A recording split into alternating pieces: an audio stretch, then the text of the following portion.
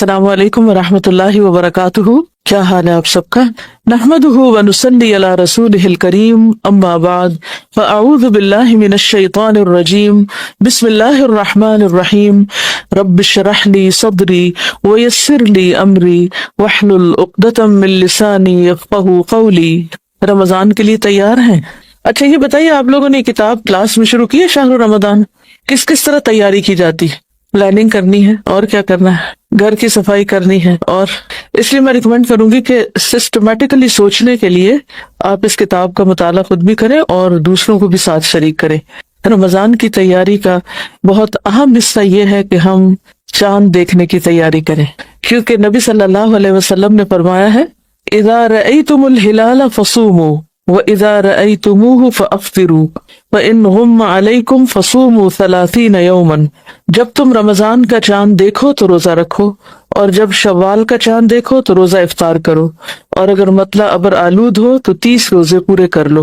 تو صوموا لرؤیتہ وافطروا لرؤیتہ، اس کو دیکھ کے روزہ شروع کرو، دیکھ کے افطار کرو. یعنی رمضان کا اختتام بھی چاند دیکھنے کے ساتھ ہونا چاہیے.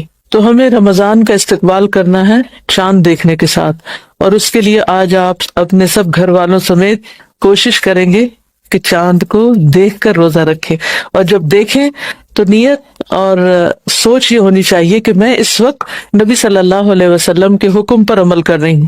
بہت سے ذہنوں میں یہ سوال پیدا ہوتا ہے کہ سعودی عرب میں روزہ ہو گیا ہے، کینیڈا میں روزہ ہو گیا، دبئی میں روزہ ہو گیا ہے، آخر ہمیں کیا ہے، ہمارا روزہ کیوں نہیں ہوا؟ اس کی وجہ یہ ہے کہ ہم نے ابھی چاند نہیں دیکھا. تو چاند دیکھے بغیر ہمیں روزہ نہیں رکھنا. تو پہلی چیز کیا ہے؟ ہمیں چاند دیکھنا ہے، چاند دیکھنا ہے. اور اگر بادل ہو تو اس کا بھی آپ نے فرمایا کہ پھر فَأَكْمِلُوا الْعِدَّةَ 30 کی گنتی پوری کر لو. ٹھیک ہے، 30 کی گنتی پوری کر لو، یعنی شعبان کے 30 دن کر لو. تو ہمارا 30واں دن شروع ہو چکا ہے. تو اب اس کے بعد 31واں کوئی نہیں ہے. تو کل ویسے تو روزہ ہوگا ہی، تو اس کو فار گرانٹیڈ نہیں لیں کہ کل روزہ ہے تو روزہ رکھ لیں گے، سب رکھ رہے ہیں ہم بھی رکھ لیں گے. تو اس کو سنت کے مطابق شروع کریں. اس کی کیا وجہ ہوتی ہے کہ سعودی عرب میں چاند نظر آ جاتا ہے اور ہمارا نظر نہیں آتا ہے؟ ٹائم زون کا فرق ہونے کے علاوہ آپ دیکھیے کہ چاند کب دکھتا ہے؟ جب سورج ہوتا ہے یا نہیں ہوتا؟ نہیں ہوتا. سعودی عرب میں سورج ہم سے 2 گھنٹے بعد غروب ہوتا ہے، یہ معلوم ہے نا آپ کو، یعنی 2 آورس کا ڈفرنس ہے، ٹائم ڈفرنس. تو 2 گھنٹے پہلے، یعنی اس وقت اگر 7:15 بجے سورج غروب ہو رہا ہے تو ہمیں 5:15 بجے چاند دیکھ لینا چاہیے. نظر آئے گا؟ کس کس کو نظر آئے گا 5:15 بجے چاند؟ نہیں نظر آئے گا. لیکن بائی دا ٹائم چاند سعودی عرب تک پہنچے گا تو وہاں کیا ہو چکا ہوگا؟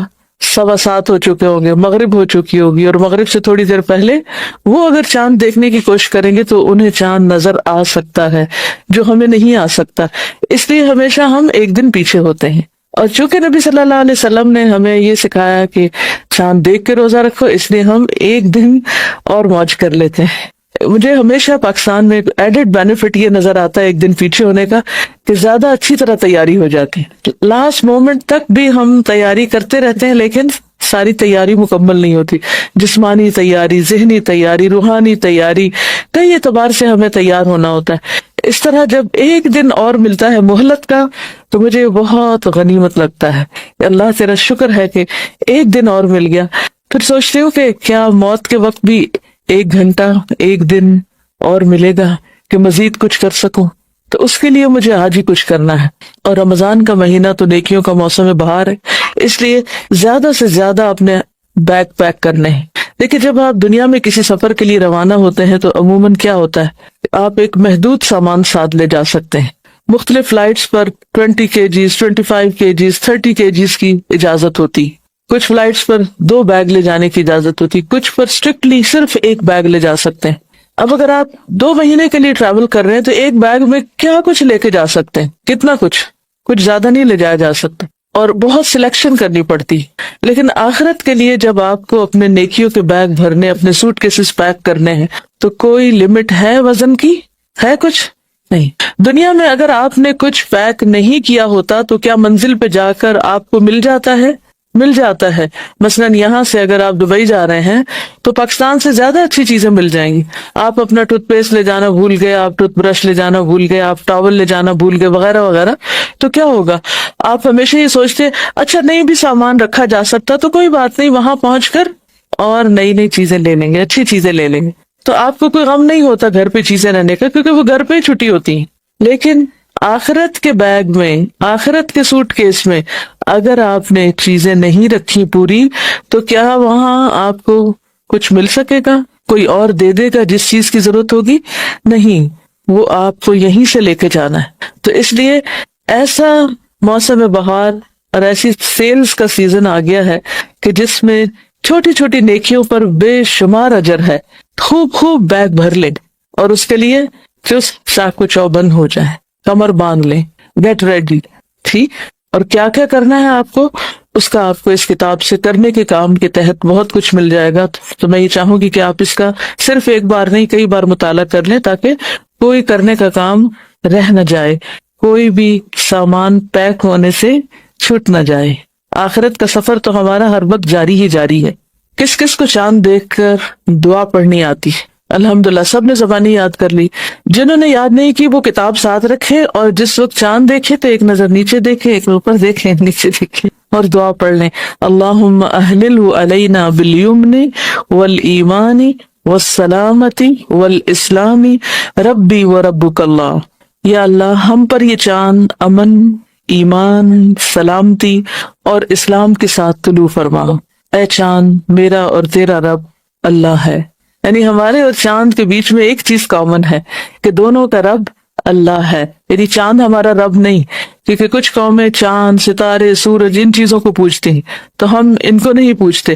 یہ تو صرف اللہ کی نشانیاں ہیں جو ہمیں اوقات بتانے کے لیے اور دیگر فائدوں کے لیے دکھائی گئی ہیں، ورنہ اصل چیز یہ ہے کہ ہم سب کا رب اللہ ہے۔ جیسے ابراہیم علیہ السلام نے چمکتے چاند کو دیکھ کر سوچا کہ شاید یہ رب ہو، لیکن جب غروب ہوا تو کہا کہ یہ رب نہیں ہو سکتا، تو وہ رب نہیں۔ دوسری دعا ہے اللہ اکبر، اللہم اہلہ علینا بالامن والایمان والسلامت والاسلام والتوفیق لما تحب وترضى ربنا وربک اللہ۔ اللہ سب سے بڑا ہے، اے اللہ یہ چاند ہم پر امن، ایمان، سلامتی اور اسلام کے ساتھ طلوع فرما، اور اس چیز کی توفیق کے ساتھ جس کو تو پسند کرتا ہے۔ یعنی ہمیں اس مہینے میں ایسے کام کرنے کی توفیق دے، اور نہ صرف یہ کہ اس مہینے میں بلکہ سال کے ہر مہینے میں، کہ جس سے اللہ سبحانہ و تعالیٰ راضی ہو جائیں۔ ہمارا اور تیرا رب اللہ ہے۔ تو اللہ کرے ہمارا یہ رمضان گزشتہ تمام رمضانوں سے بہت ہی بہترین ہو۔ ایک بات پچھلی بات کے حوالے سے، جہاں ہمیں رمضان کی آمد کی خوشی ہونی چاہیے اور رمضان میں اپنے ایمان کی تجدید ہونی چاہیے، کیونکہ دعاؤں میں بھی یہی چیز ہے، لیکن یہ سب کچھ صرف رمضان تک ہی نہیں رہ جانا چاہیے۔ کسی کا قول ہے بئس القوم لا یعرفون اللہ الا فی رمضان، کتنے برے ہیں وہ لوگ جو اللہ کو صرف رمضان میں پہچانتے، اللہ کی طرف صرف رمضان میں رغبت کرتے۔ تو ہمیں سارا سال رمضان کی طرح اللہ سبحانہ تعالیٰ کی طرف رجوع کرتے رہنا ہے، ٹھیک ہے؟ اور ہو سکتا ہے آپ سوچتے ہو کہ اتوار کے دن کیوں بلا لیا گیا ہے اور ہماری اب کوئی چھٹی نہیں، تو آپ دیکھیے کہ پورا رمضان روزے کی چھٹی ہے کہیں، تو پھر جب روزے کی چھٹی نہیں تو قرآن پڑھنے کی بھی چھٹی نہیں، ٹھیک ہے؟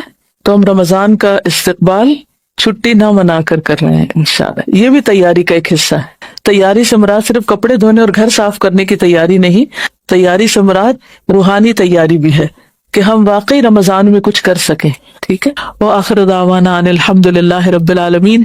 السلام علیکم ورحمۃ اللہ وبرکاتہ۔